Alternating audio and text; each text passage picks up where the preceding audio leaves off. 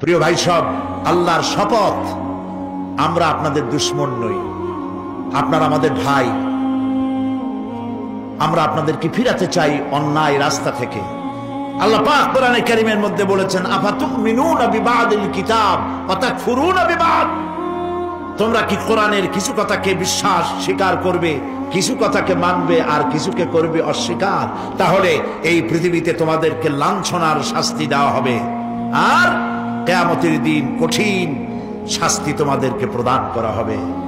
সুতরাং আমি পরিষ্কার করে বলতে চাই, ধর্মনিরপেক্ষ মতবাদ হচ্ছে মুসলমানদের বিরুদ্ধে, ইসলামের বিরুদ্ধে পরিচালিত একটি কুফরি ষড়যন্ত্র। এই ষড়যন্ত্র থেকে মুসলিম উম্মাহকে তওবা করে ফিরে আসতে হবে।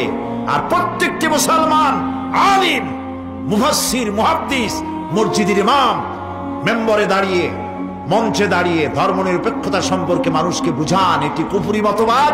পৃথিবীর সমস্ত আলেম একমত, সমস্ত ফুকাহা, মুফাসসির, মুহাদ্দিস, মুহাক্কিকিন একমত, ধর্মনিরপেক্ষ মতবাদ কুফরি মতবাদ। এই মতবাদের সাথে আমাদের কোনো সম্পর্ক থাকবে না, জায়েজ নাই। রাজি আছেন সবাই? কারা কারা রাজি হাত উঁচু করে দেখান। আলহামদুলিল্লাহ।